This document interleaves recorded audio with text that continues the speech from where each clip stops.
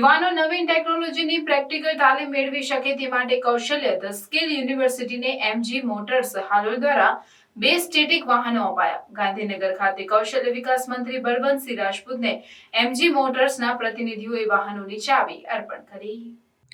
ભારતને વિશ્વનું skill hub બનાવવા વડાપ્રધાન નરેન્દ્રભાઈ મોદીએ કરેલા સંકલ્પને પરિપૂર્ણ કરવા માટે ગુજરાત સરકાર કટિબદ્ધતા સાથે આગળ વધી રહી છે.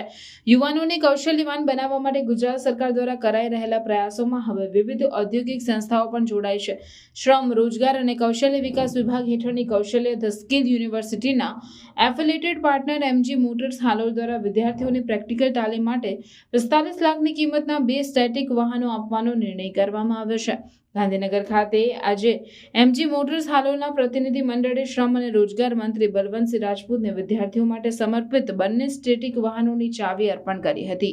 રાજ્યમાં ઓટોમોબાઈલ ટ્રેડના તાલીમાર્થીઓને પ્રેક્ટિકલ તાલીમ આપવા માટે આ વાહનો પૈકી એક એમજી ZX EV વાહન અમદાવાદની આઈટીઆઈ કુબેરનગરને તેમજ બીજું એમજી હેક્ટર વાહન મહીસાગરના આઈટીઆઈ લુણાવાડાને આપવામાં આવ્યા છે.